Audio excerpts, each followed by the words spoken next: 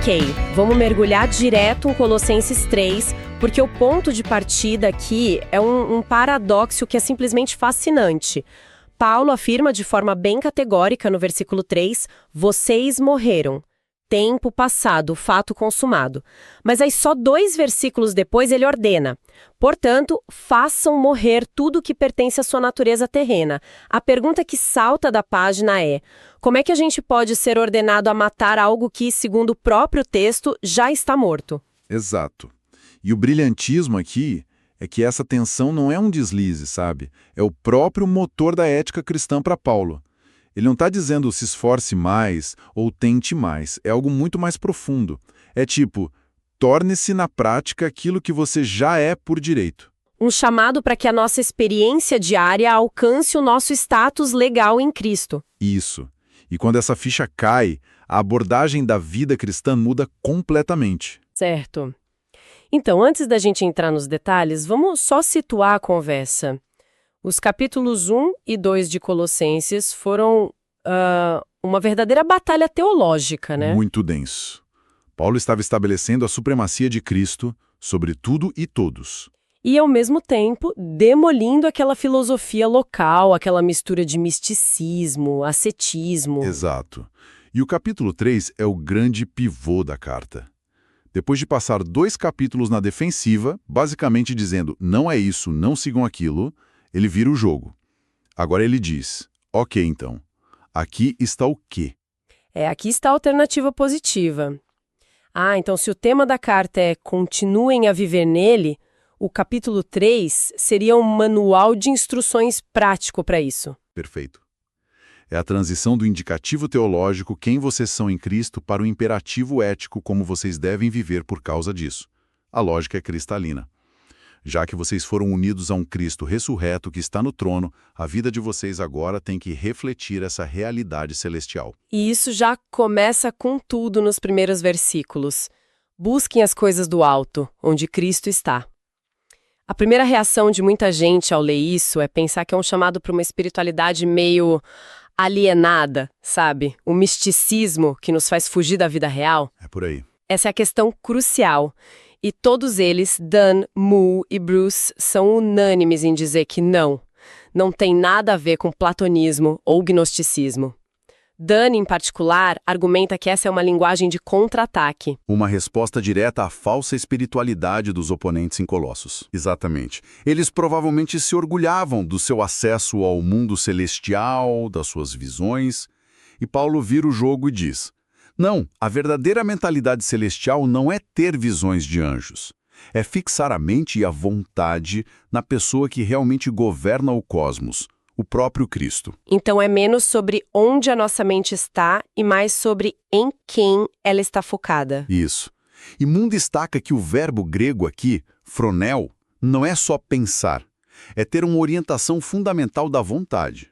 É tipo calibrar a bússola da sua mente. A sua configuração padrão. E a base para esse comando tão radical? A base é a nossa nova identidade. Visto que vocês ressuscitaram com Cristo. E aqui entra aquela famosa teologia paulina do já e ainda não, né? A ressurreição de Cristo é o nosso dia D. A guerra contra o pecado e a morte já foi vencida.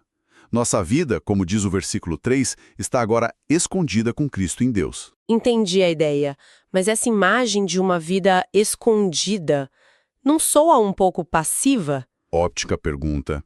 E segundo Moo, a palavra escondida tem uma dupla conotação aqui. Primeiro, é uma realidade que está presente, mas velada, invisível para o mundo. E segundo, e mais importante, significa que ela está guardada em segurança. Como um tesouro no cofre mais seguro do universo. Exatamente. Em Deus, com Cristo. Dan organiza isso numa linha do tempo.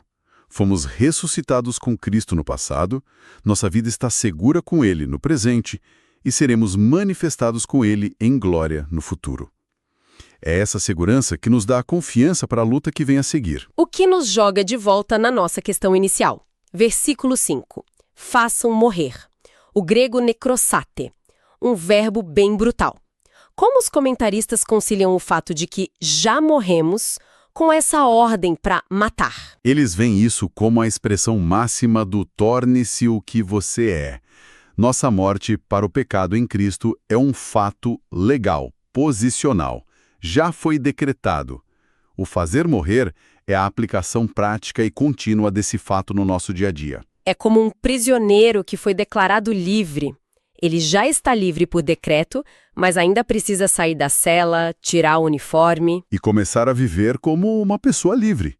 A nossa tarefa é aplicar implacavelmente o veredito de Deus na nossa vida. E as listas de pecados que se seguem não são aleatórias, certo? De jeito nenhum. Dan ressalta que a primeira lista, no versículo 5, com foco em imoralidade sexual, cobiça, que é idolatria, tem um forte sabor judaico. E a segunda? A do versículo 8, com ira, maldade, calúnia, essa, como o Moon aponta, parece refletir tensões muito concretas dentro da própria igreja de Colossos. Talvez conflitos causados pela própria controvérsia com os falsos mestres? Provavelmente. Raiva, fofoca, difamação. Paulo está sendo um pastor muito prático aqui. Mas o ponto mais profundo aqui parece ser a identidade do velho homem que devemos despir no versículo 9. A gente tende a ler isso de forma bem individualista, como se fosse a minha natureza pecaminosa pessoal. E é aí que o Mu oferece uma correção que, muda o jogo. Ele argumenta que o velho homem não é primariamente uma parte de nós, mas uma identidade corporativa. É a humanidade em Adão. Espera aí, isso muda completamente a perspectiva. Então, quando Paulo diz para despir o velho homem, ele não está falando para eu lutar contra meus maus hábitos, como se fosse uma parte podre de mim. Exato. Ele está dizendo para você abandonar uma cidadania, a cidadania adâmica, com todo o seu sistema operacional. E, por consequência, vestir o novo homem é assumir uma identidade totalmente nova. A identidade da nova humanidade em Cristo. Bruce conecta isso direto a Cristo como o último Adão. E a consequência imediata e radical dessa nova identidade corporativa está no versículo 11. Nela, todas as barreiras que a gente usa para se dividir, étnicas, religiosas, culturais, sociais, são abolidas. Elas se tornam irrelevantes. Sim. Por quê? Porque Cristo é tudo e está em todos. Que impressionante. Se a gente está tirando a roupa suja do velho homem, qual é, então, o uniforme oficial dessa nova humanidade em Cristo? Paulo lista um guarda-roupa de virtudes a partir do versículo 12. Compaixão, bondade, humildade, mansidão. E aqui Dan faz uma observação fascinante. Ele nota que Paulo se dirige aos colossenses como eleitos de Deus, santos e amados. Essa é a linguagem da aliança de Israel no Antigo Testamento. Pois é. Ao aplicar esses títulos a uma igreja de gentios, Paulo está fazendo uma afirmação teológica bombástica. Eles são agora o novo Israel. Então, essas virtudes não são só traços de caráter individuais, são as marcas que sustentam a vida dessa nova comunidade. Exato. E o perdão mútuo, no versículo 13, é o óleo que mantém as engrenagens dessa comunidade funcionando. E por cima de todas essas peças de roupa, o versículo 14 diz para vestir o amor. O amor parece ter um status especial aqui. Totalmente. O amor, ágape, é a peça final. Mu descreve como o casaco que vai por cima de tudo, mantendo as outras roupas no lugar. Paulo chama de o vínculo da perfeição. É o que une todas as outras virtudes e as faz funcionar em harmonia. Sem amor, a compaixão pode virar pena, a humildade pode virar autodepreciação. Exatamente. O amor dá forma e propósito a tudo. É ele que permite que a paz de Cristo atue como um árbitro em nossos corações, resolvendo disputas. E o resultado, uma comunidade que transborda de adoração e gratidão. Ok, a gente está falando de uma identidade cósmica, de estar escondido em Cristo, de uma nova humanidade, e de repente, no versículo 18, parece que a gente pisa no freio e volta para uma lista de regras domésticas. Esposas, sujeitem-se, escravos, obedeçam. O que aconteceu aqui? Parece um balde de água fria nesse discurso tão libertador. E essa é a reação de muita gente. É compreensível. Mas os três comentaristas argumentam que, se a gente olhar mais de perto, Paulo está fazendo algo incrivelmente subversivo. Ele usa uma forma literária comum na época, os Haustafelen, ou códigos domésticos. Então ele pega um modelo conhecido, mas dá um novo recheio. Exato. Ele o transforma radicalmente por dentro. Moore destaca 3 motivos principais. Primeiro, ele fundamenta cada relação no Senhor. Isso submete toda a estrutura familiar romana ao senhorio de Cristo. O marido não é o senhor final. Cristo é. Segundo, e isso é revolucionário, ele se dirige aos membros subordinados, esposas, filhos, escravos, como agentes morais responsáveis. Paulo lhes dá dignidade. E terceiro, ele introduz uma reciprocidade que era chocante para a época. Ele ordena aos maridos que amem suas esposas, aos pais que não irritem seus filhos. Então, a fé não anula as relações sociais, mas as redefine sob a autoridade e o exemplo de Cristo. Exatamente. Ok, então olhando para os 3 comentaristas juntos, Bruce, Dan e Moore, que abordagens distintas eles trazem para a mesa? Eles se complementam de uma forma brilhante. Dan é o cara focado no contexto. Para ele, cada frase aqui é uma resposta àquela filosofia do capítulo 2. Ele te coloca na brilha que estava acontecendo em Colossos. Isso. Já o Moore é o teólogo sistemático. A grande força dele é a clareza sobre os grandes conceitos de Paulo. Ele te mostra como o velho homem aqui se conecta com o que Paulo diz em Romanos e Gálatas. Ele desenha um mapa teológico. E o Bruce? Bruce oferece uma leitura mais clássica, pastoral.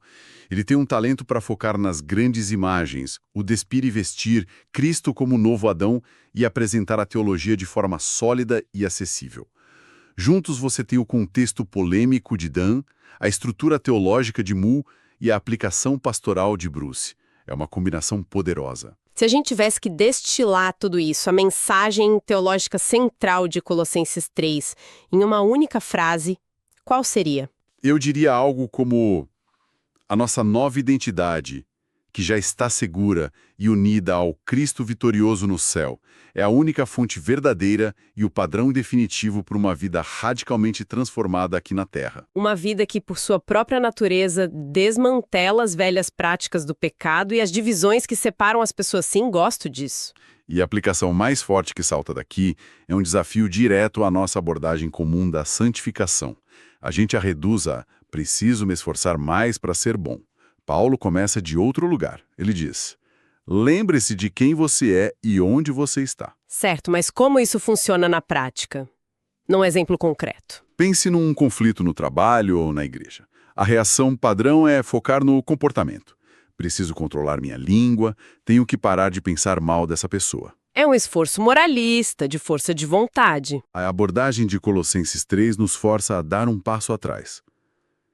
A primeira pergunta se torna: como a minha identidade de alguém que já morreu, ressuscitou e está seguro em Cristo redefine este conflito? De repente, a luta deixa de ser sobre força de vontade e passa a ser sobre se apropriar de uma realidade que já é nossa. O poder não vem de dentro, mas de cima. Isso muda o jogo. Isso nos deixa com uma pergunta para reflexão. Paulo afirma de forma categórica que na nova humanidade, Cristo é tudo e está em todos, demolindo barreiras de raça, religião e status social.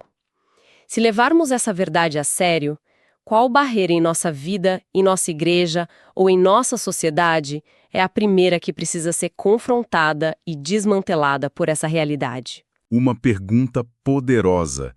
E no próximo capítulo, a gente vai ver Paulo levar esses princípios do céu à terra de forma ainda mais específica, falando sobre oração, testemunho e a situação delicada de um escravo fugitivo que se tornou um irmão.